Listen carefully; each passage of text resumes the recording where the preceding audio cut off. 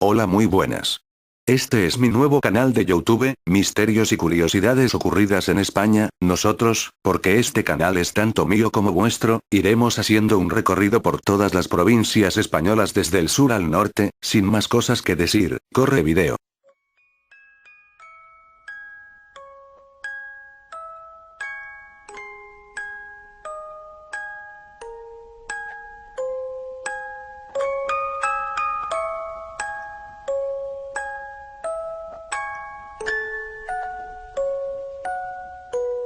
El hombre del saco es el típico asustador profesional que inquieta y atemoriza a aquellos niños cuyo comportamiento no es el correcto y cuyas travesuras acaban con la paciencia de padres y familiares.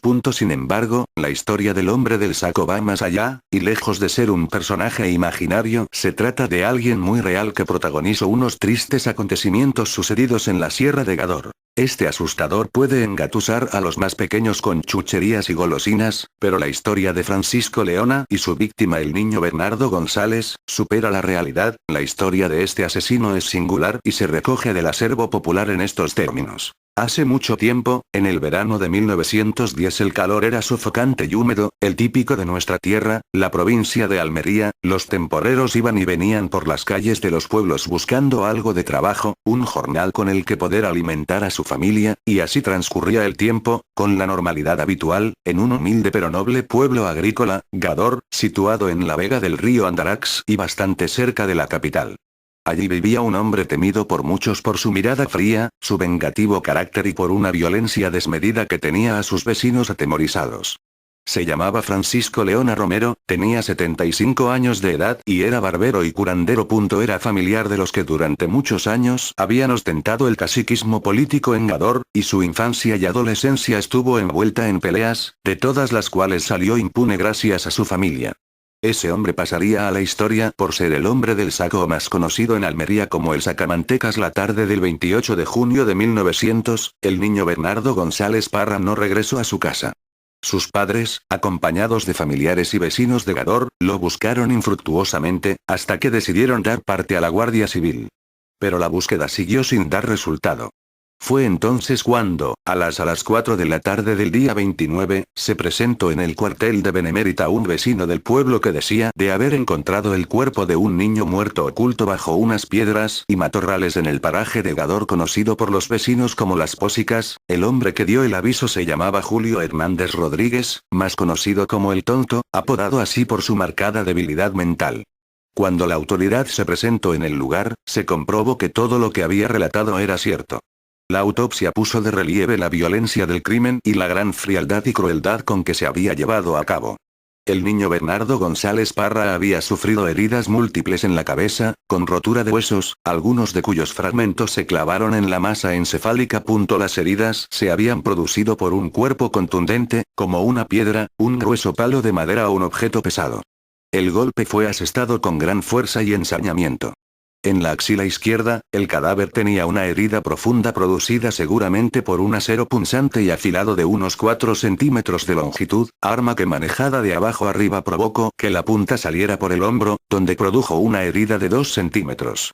Encima de la boca del estómago le habían realizado un corte limpio que terminaba al comienzo de la zona del pubis. Los intestinos habían sido extraídos y cortados a la altura del duodeno. Se advirtió también que la grasa del colon había desaparecido. Tampoco se encontró en la víctima rastro alguno del peritoneo. Muchos del pueblo señalaron a Francisco Leona como posible culpable, y la Guardia Civil pensó lo mismo, debido sobre todo al extraño ritual con el que se había asesinado al niño. El crimen parecía estar envuelto en brujería. Los primeros interrogatorios a Leona fueron inútiles. Pero cuando se le continuó presionando, señaló a Julio el Tonto, el hombre que había indicado a las autoridades dónde se hallaba el cuerpo del niño.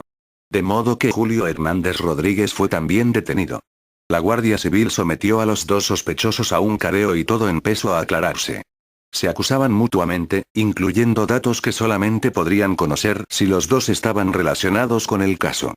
Todo continuó igual hasta que Francisco Leona se desmoronó y lo contó todo. Un agricultor que sufría de tuberculosis, Francisco Ortega el Moruno, acudió a la curandera Agustina Rodríguez para que le aliviara la enfermedad y le prolongara la vida, cosa con la que este hombre de 55 años estaba obsesionado.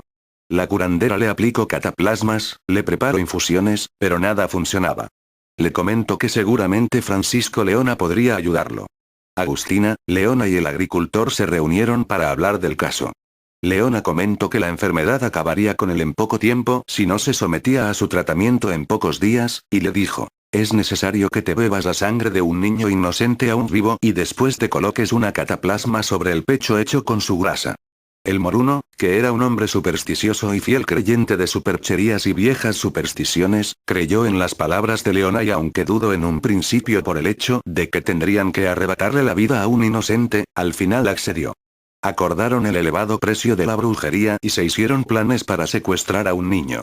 La tarde del 28 de julio, Leona y Julio se ocultaron tras unos matorrales en un camino transitado habitualmente por niños, y entonces vieron al pequeño Bernardo apartarse de un grupo de amigos con los que estaba jugando y quedarse solo. Leona lo cogió, le aplicaron cloroformo, lo metieron en un saco y lo llevaron hasta el cortijo de Agustina. Ya en la seguridad de la guarida, avisaron al moruno, que pronto acudió y comenzó el salvaje e inhumano ritual. Todavía vivo el niño, Francisco Leona le hizo el corte en la axila, y Agustina llenaba vasos con la sangre que salía a borbotones, la mezclaba con azúcar y se lo daban de beber al moruno indicándole que repitiera las palabras: antes mi vida que Dios, mientras bebía la sangre.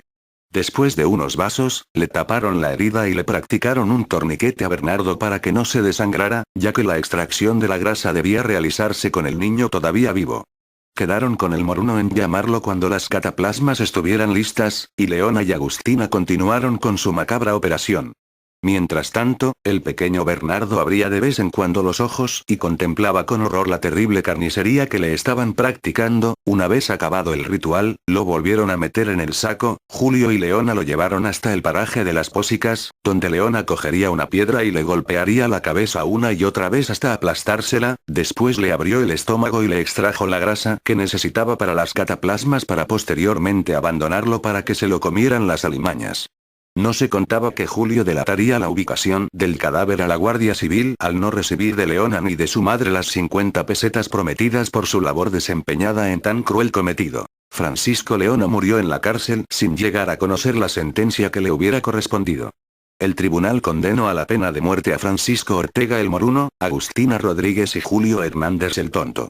Los informes psiquiátricos influyeron para que este último fuera indultado. Les habla Leyendas y Curiosidades de España y os desea feliz tarde.